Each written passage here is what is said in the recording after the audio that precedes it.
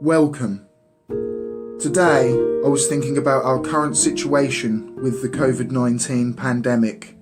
We, as a human race, have had to go through many adverse diseases in our time. We are not immune to even the tiniest of organisms, some with far more deadly consequences than others. One that springs to my mind, that I'm sure we will all know about, is the Black Death. It was the deadliest pandemic in recorded history, with up to 200 million people dying across Eurasia and Africa, peaking in 1347 to 1351. You may not be aware that we have had a far more recent outbreak than I would have ever believed.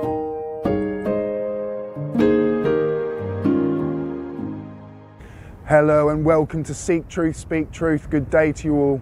I hope you are enjoying your day wherever you are. Today I'm in Shotley Peninsula. It is the last known outbreak of the plague between 1906 and 1918. This is part 2 of my new series, A Part of History. So let's go and explore some history today.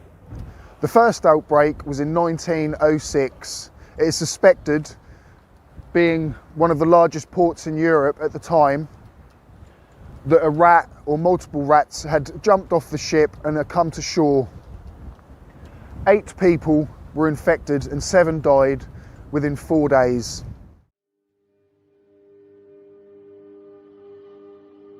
The unusual feature of the Suffolk outbreaks was they were confined to just a few families. Evidently, infection in man had become a very rare occurrence.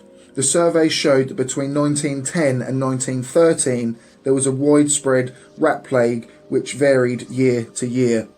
A curious aspect of 3 of the outbreaks, 1906, 1910 and 1918, was the fact that the victims had pneumonic plague, transmitted person to person. In the Trimley outbreak of 1909, all of the victims had bubonic plague, which come direct from the bite of the flea. We will never know for certain how or why the rats in the Shotley Peninsula and to the north of the Orwell became infected with plague in the early 1900s, where no one else in the British Isles had become infected. This series of outbreaks was the best of our knowledge unique in Western Europe. It was remarkable that in that day a Dr. Carey and a Dr. Brown had the imagination and clinical acumen to diagnose pneumonic plague at Latimer Cottage, when apart from Glasgow in 1900 there had been no outbreaks of plague in Britain for nearly 250 years. We do not know why there were no more cases after 1918, but perhaps even now there are still rats with the plague in the peninsula of Shotley.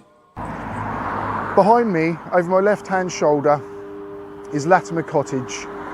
This is where the second outbreak of the plague happened in 1910. One of the daughters of the household contracted the plague. Within 6 days, she was dead.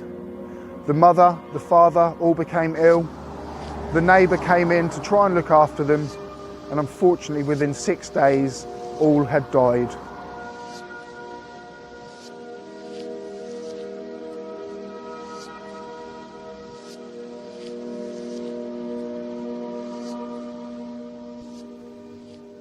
Thank you so much if you have watched there. Quick and snappy video today, and I just found it fascinating when I found out about the last outbreak in the UK of the plague. It's just amazing. The more I look, the more I find out about my amazing county, and I'm sure if you guys are interested in history, you probably are looking into your local history as well. One day maybe I might be able to venture outside Suffolk and look at other things within the UK. But this series, I'm going to put 10 videos together, this being my second, going around what is local to me, what is important to me, and what fascinates me. So again, absolute thank you so much. Please leave a comment, a like if you did like, and if you have not already, please hit that subscribe button. The more people that like videos, the more YouTube likes to show them to others. So just that one click just helps probably another 3 people see the video. So if you did that, thank you very much. You are helping me spread history. Thank you very much. Bye-bye. Peace. That's how we live it. Don't be mad at the system, it's simply how we've existed.